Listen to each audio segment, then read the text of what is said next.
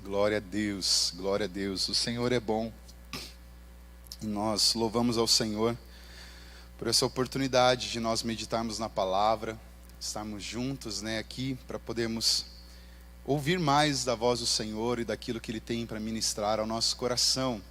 E nessa oportunidade eu quero fazer uma meditação muito breve, em cima de um salmo que me chamou muita atenção durante o meu devocional, naquilo que Deus tem falado comigo durante esses últimos dias, tem falado comigo também nesse período que eu passei de férias. Tenho certeza que o Senhor vai falar muito ao seu coração também, amém? Então, se você está aí com a sua Bíblia, eu te convido a abrir juntamente comigo no Salmo de número 89. Nós leremos a partir do verso 1.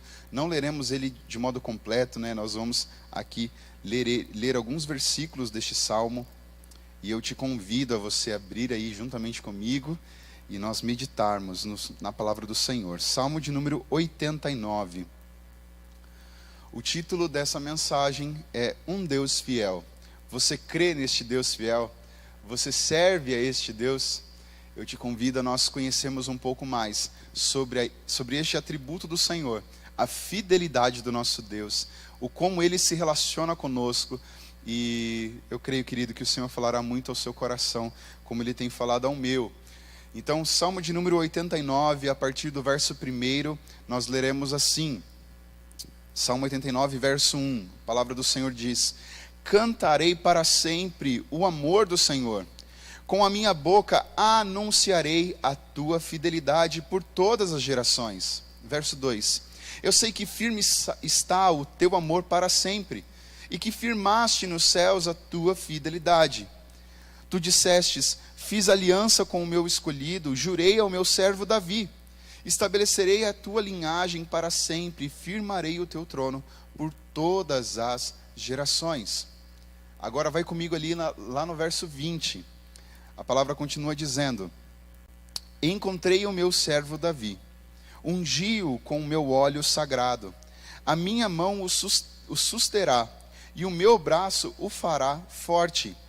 Nenhum inimigo o sujeitará a tributos, e nenhum injusto o oprimirá. Esmagarei diante dele os seus adversários, e destruirei os seus inimigos. E agora, o último versículo, eu quero que você leia junto comigo, verso 29. Firmarei a sua linhagem para sempre, o seu trono durará enquanto existirem céus. Amém? Vamos orar mais uma vez? Se você puder, feche seus olhos. Senhor, nós te bendizemos pela tua palavra.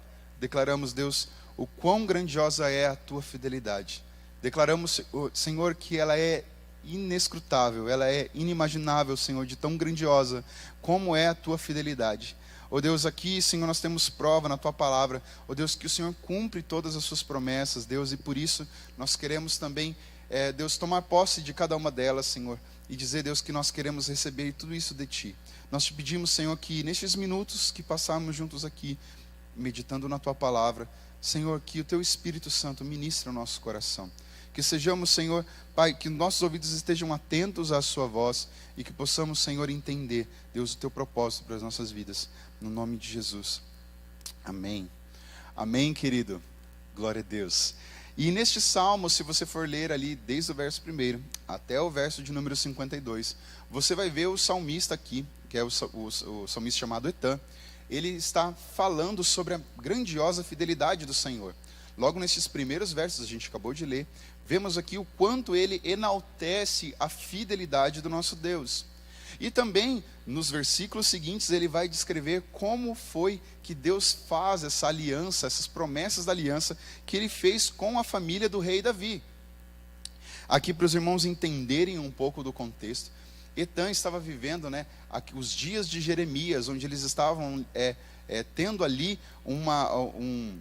uma tribulação, exatamente, antes de entrar no exílio da Babilônia.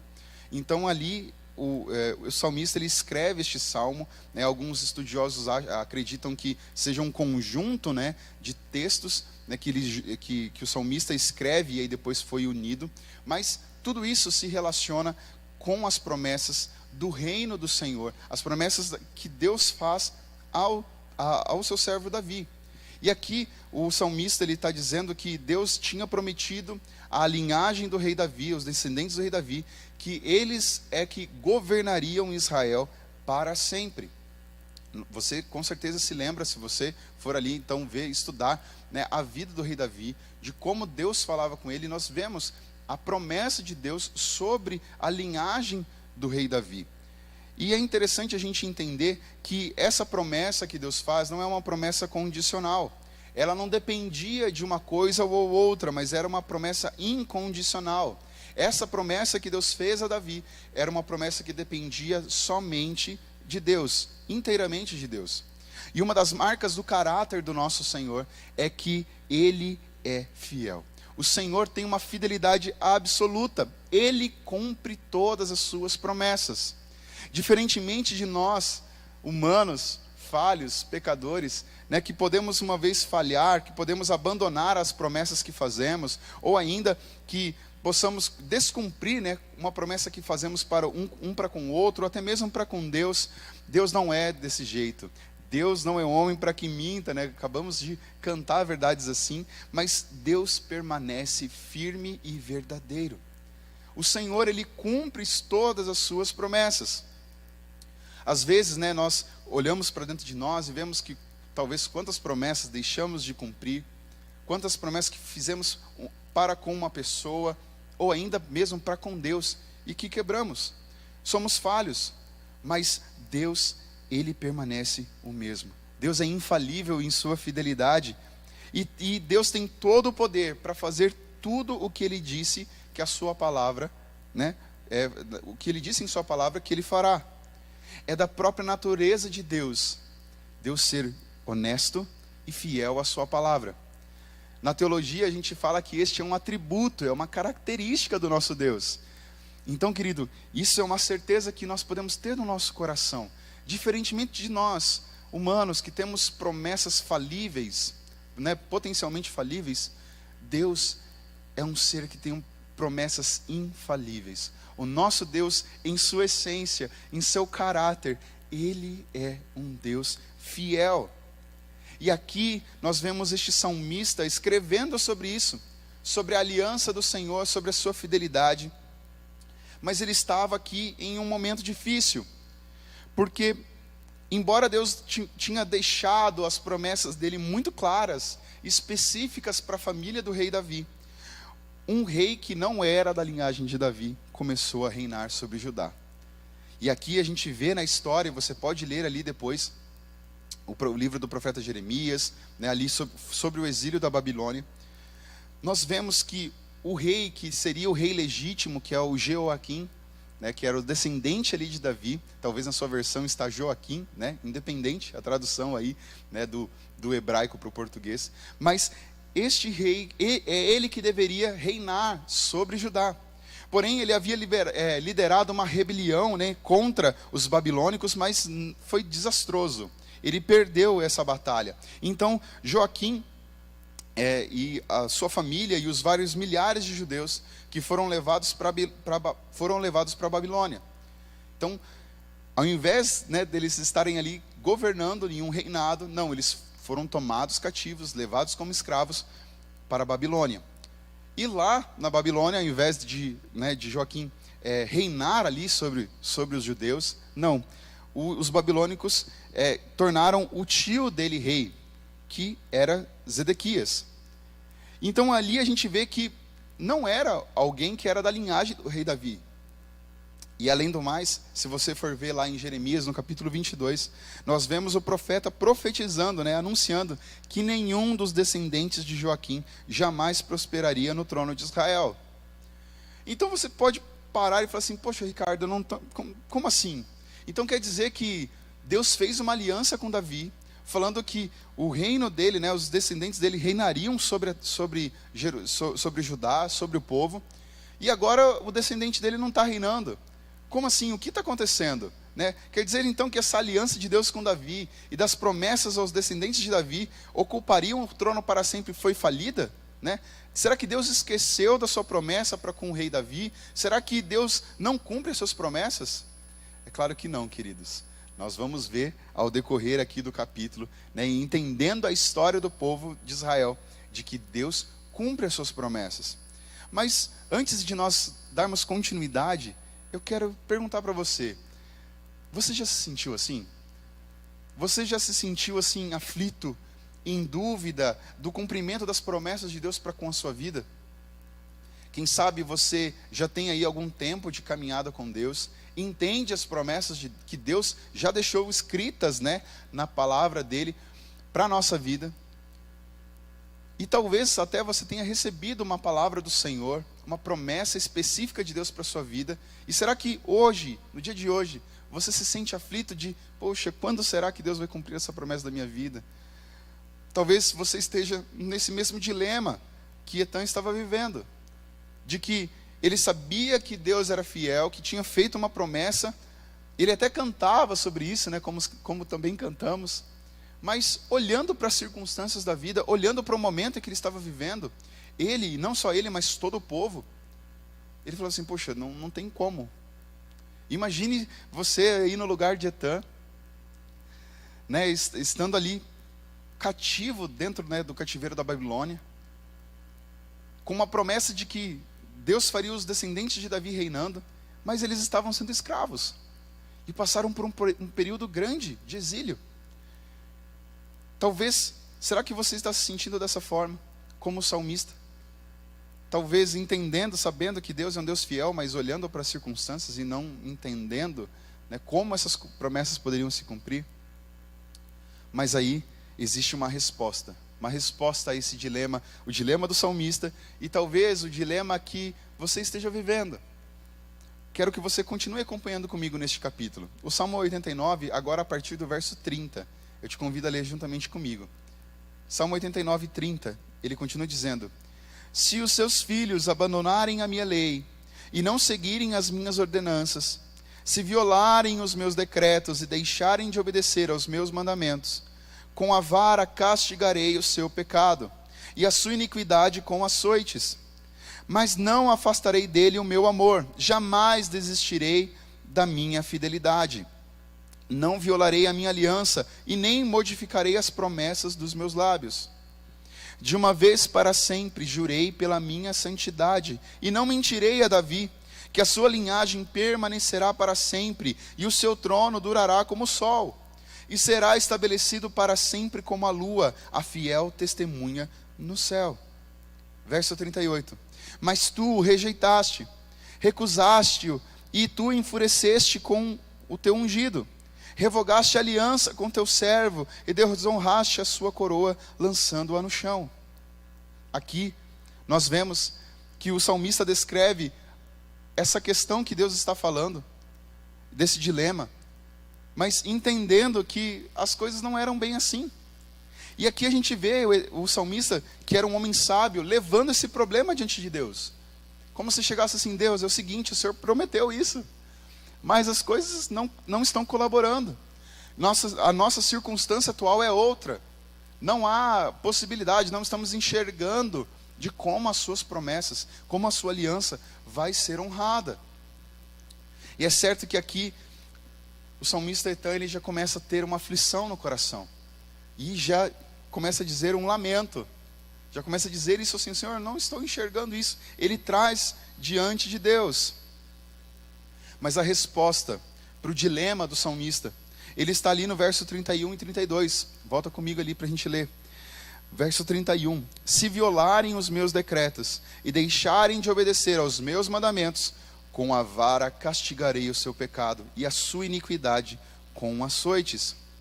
Então, se os filhos de Davi desobedecessem ao Senhor, Deus traria correção e punição. E é isso que Etã estava testemunhando, queridos. Ele estava vendo a mão de Deus pesar sobre o povo. Porque não é novidade, se você já vê, né, conhece a história do povo de Israel, sabe que o povo de Israel várias vezes quebrou a sua aliança para com o Senhor. Várias vezes. Uma delas, por exemplo, a primeira, é quando Deus estabeleceu uma aliança para com Adão. E Adão, lá no Jardim do Éden, a gente pode ver lá no no capítulo 2 e no capítulo 3 de Gênesis, a gente vê Adão e Eva quebrando essa aliança, né, comendo do fruto da árvore do conhecimento do bem e do mal. E isso foi a primeira vez, né, que o homem, o ser humano, quebrou a sua aliança para com Deus. E dali em diante, Deus estabeleceu várias alianças com o seu povo, mas o povo insistia em quebrá-las, o povo insistia em ser rebelde, o povo insistia em ser desobediente. E aqui nós estamos vendo Deus exercendo justiça, porque nós entendemos sim e cremos, Deus é amor, mas o nosso Deus também é um Deus de justiça, um Deus justo. Então Deus realmente estava dizendo, se vocês violarem os meus decretos e deixarem de obedecer os meus mandamentos, com a vara castigarei o seu pecado e a sua iniquidade com açoites. Então eles estavam vivendo este tempo de tribulação, esse tempo de exílio lá na Babilônia, por consequência de quem? De culpa de quem? Deles mesmos. Mas veja como o nosso Deus é um Deus gracioso. Veja como o nosso Deus é um Deus amoroso. Porque ele não para por aí. Ele continua lá no verso 33. Ele diz, mas não afastarei dele o meu amor. Eu jamais desistirei da minha fidelidade.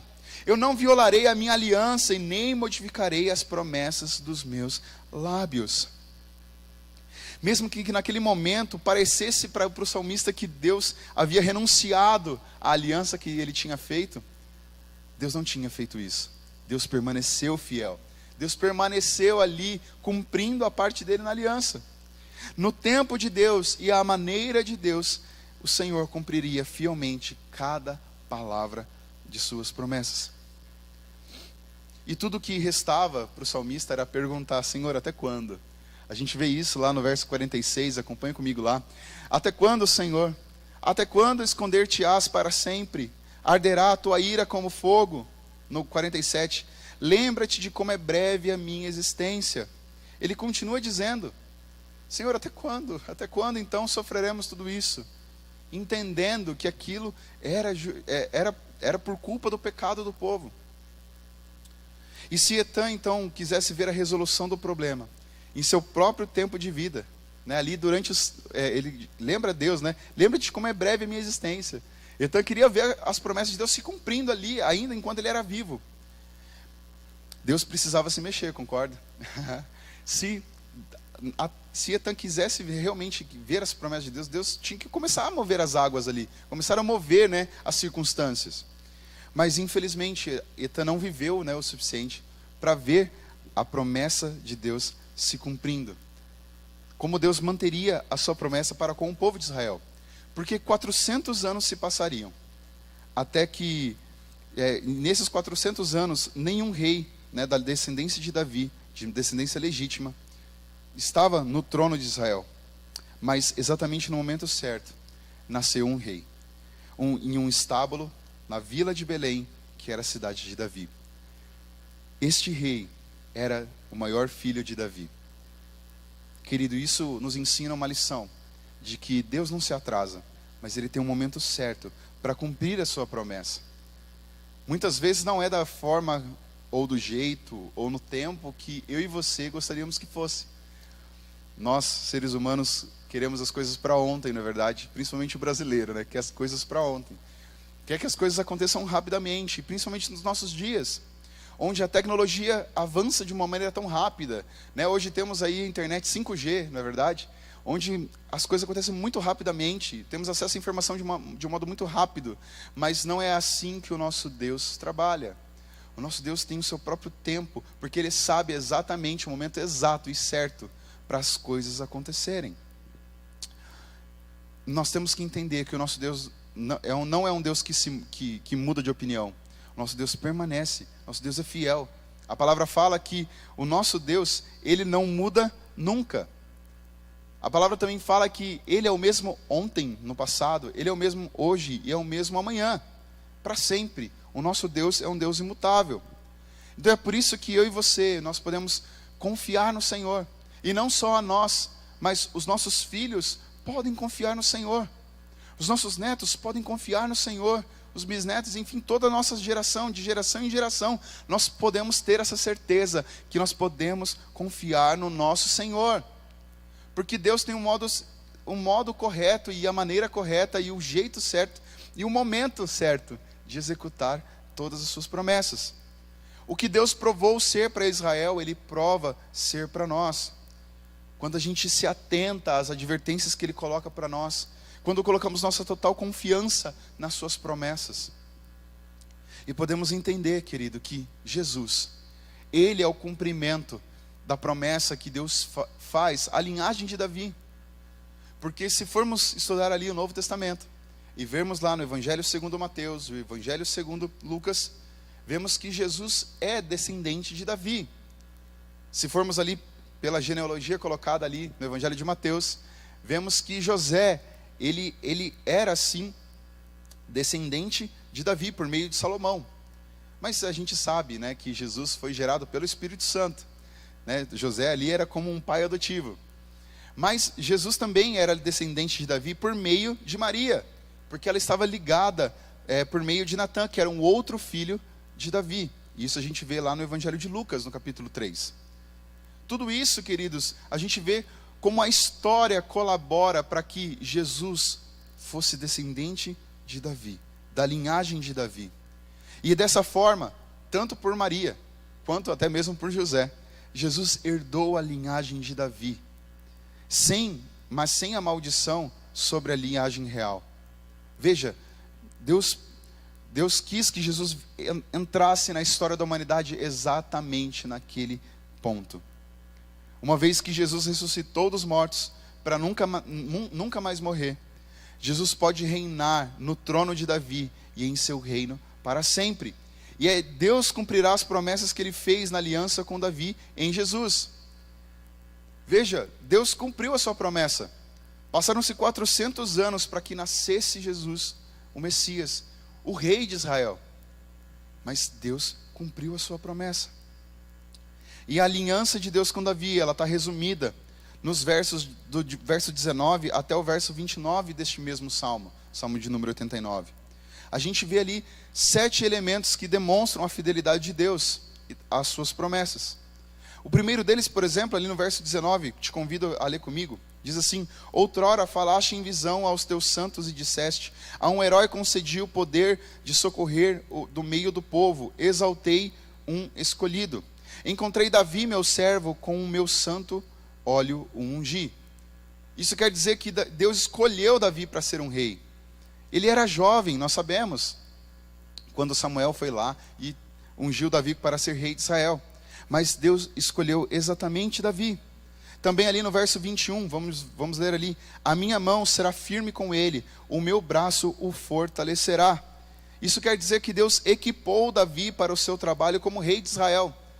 Davi, ele não foi ali simplesmente, apareceu como rei de Israel, mas Deus, cumprindo a sua promessa, equipou Davi para esse trabalho.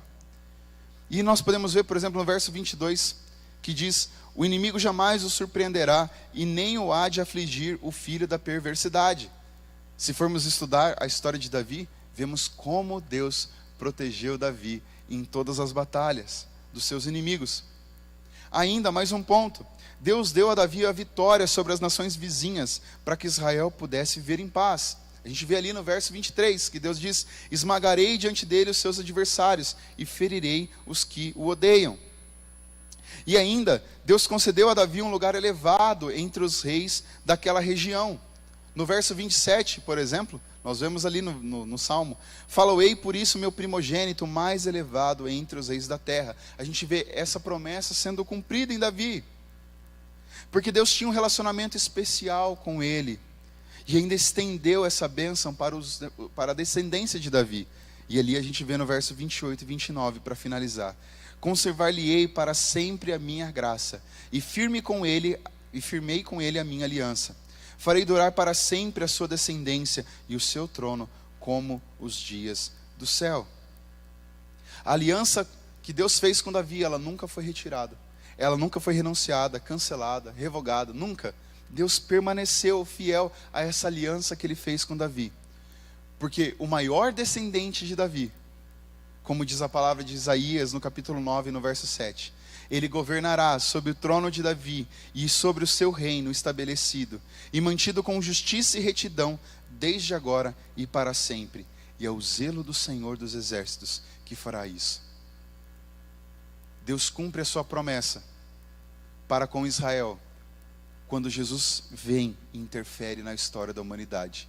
Ele vem como filho de Davi, como a descendência de Davi, tanto da parte, de Maria quanto de José, cumprindo as promessas.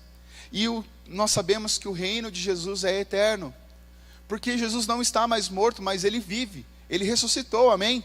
Ele já está assentado à destra de Deus Pai, o governo está em suas mãos. Então nós podemos entender, e aqui o texto comprova, que o seu reino será eterno, para sempre, amém? Nós como filhos de Deus, nos submetemos ao reino e ao governo do Senhor. E eu quero finalizar essa palavra lendo um comentário que o teólogo Warren Wiersbe, ele disse que no finzinho deste salmo, ali no verso 52, ele não faz parte do salmo original, mas ele é uma conclusão do terceiro livro dos Salmos. Os Salmos, eles são divididos em alguns livros, e este já é o finalzinho ali do livro 3. E a palavra, contudo, ele expressa uma grande verdade. Por mais que soframos por causa dos pecados dos outros, e por mais perplexos que possamos estar com as obras providenciais do Senhor, ainda deveríamos ser capazes de dizer pela fé: louvado seja o Senhor, aleluia. E os nossos companheiros de sofrimento deveriam responder: amém e amém, que assim seja. Esse é o caminho da confiança, fé na fidelidade do Senhor. Nós estudamos o ano passado a carta de Tiago e sabemos que as tribulações, quando passamos por elas, nós temos que ficar alegres, porque o Senhor está fazendo e operando a sua boa obra dentro de nós, nos tornando mais parecidos com Jesus. E aqui, este versículo 52, mesmo não fazendo parte do Salmo 89, mas ele fecha, este salmo e todo este livro, falando exatamente sobre isso. Que ainda que essas tribulações do exílio, ainda que a gente, em nossos olhos humanos, não consigamos enxergar as promessas de Deus sendo cumpridas em nossa vida, nós precisamos olhar pela fé. Temos um outro olhar, um olhar nascido de novo, um olhar com os olhos espirituais, entendendo que Deus cumpre todas as suas promessas, do seu jeito e no seu tempo. Tudo isso de acordo com a vontade de Deus. E como está o nosso coração hoje? Será que estamos crendo, firmes, constantes também em fé, de que Deus vai cumprir as suas promessas? Ou no nosso coração há dúvida? Sonde o seu coração nesse dia, querido. Fale com o Senhor. Esse é um momento importante de fazer uma autoanálise. Será que eu estou confiando nas promessas de Deus? Será que o meu coração está com a fé firme, fortalecida e fundamentada nas promessas, na esperança no Senhor? Se temos passado por lutas, nossa fé precisa ser alicerçada nas promessas do Senhor. Porque o nosso Deus, ele não muda, o nosso Deus não falha, ele permanece sendo Deus. E se ele prometeu, ele vai cumprir, queridos. Nós precisamos apenas confiar e descansar na fidelidade do nosso Senhor. Amém? Deus provou em toda a história do povo de Israel. Nós vemos isso acontecendo de Gênesis a Apocalipse. Deus tendo um relacionamento com o homem por meio da aliança. E fazendo essa aliança se cumprir em Jesus Cristo, que é o ápice do plano de Deus para conosco. Que no nosso coração possa estar fundamentado nessa certeza da promessa, que as promessas do Senhor, elas vão se cumprir de acordo com a vontade dele. Amém? Se somos guiados pelo Espírito Santo, queridos, se estamos vivendo dentro da vontade de Deus, precisamos entender que Deus tem o seu tempo e a sua maneira de realizar tudo isso em nós. Vamos orar? Senhor Deus, nessa hora nós te agradecemos pela tua palavra. Te agradecemos, Senhor, porque o Senhor nos lembra que o Senhor é um Deus fiel, que o Senhor é um Deus que cumpre todas as suas promessas. E Deus, nós como salmista, nós queremos declarar, Deus, o quanto nós confiamos no Senhor. Queremos declarar, Deus, que nós dependemos de Ti. Queremos, Senhor, como o salmista disse, cantar para sempre do Teu amor. Que nossa boca sempre anuncie a Tua fidelidade de geração em geração. Que o nosso coração, Senhor, possa estar firmado no Teu amor que dura para sempre. firmado, Senhor, na tua fidelidade, Senhor, firmado na aliança que o Senhor tem feito conosco, ó Deus, por meio de Jesus Cristo. Então nessa hora, Deus, nós queremos, Senhor, parar de olhar as situações, Senhor, da nossa vida com olhos humanos, com olhos, Senhor, Pai, caídos ainda, mas queremos, Senhor, estar com os nossos olhos fixos em Jesus Cristo, sabendo que Ele é o cumprimento da promessa do Senhor para conosco. Deus, que possamos olhar, Deus, agora as circunstâncias da nossa vida, Deus, Pai, as situações que estamos vivendo com olhos espirituais, olhos que fazem parte, Deus, de uma pessoa nascida de novo, Senhor, olhos que confiam no Senhor, que fixam no Senhor, Deus, no nome de Jesus. Nós te pedimos, Senhor, que o Senhor possa, Deus, ministrar essa palavra no nosso coração, que ela seja como bálsamo para nós, aquietando, Senhor, toda aflição no nosso coração, aquietando, Senhor, tudo isso, Deus, que possa estar turbulento dentro de nós, Pai, que possamos confiar completamente no Senhor e na sua fidelidade. Deus, e nesse momento também nós oramos pelos pedidos de oração que chegaram para nós através do nosso chat ao vivo, através do nosso WhatsApp, Deus, ou ainda, Senhor, através dos pedidos de oração que nos chegam, Deus, durante a semana. Nós ministramos diante de Ti, Senhor, cada um deles, Senhor, colocamos diante do Teu altar, declarando, Senhor, que confiamos nas Suas promessas.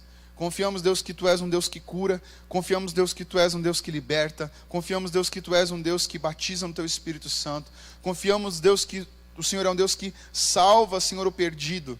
No nome de Jesus nós cremos, Deus, em cada cumprimento das Suas promessas. E Deus, declaramos e ministramos diante de Ti, Senhor, para que haja cura, Deus, as pessoas que estão doentes nessa hora, seja no seu corpo físico, seja em suas emoções. Deus, que a Tua cura alcance-os de modo sobrenatural. Pai, que no nome de Jesus também, Deus, as pessoas que estão procurando por portas de emprego, Pai, que elas sejam abertas conforme a Tua vontade. Pai, uma porta aberta certeira, Senhor. Pai, no nome de Jesus, Pai, de bênção para a vida dos nossos irmãos.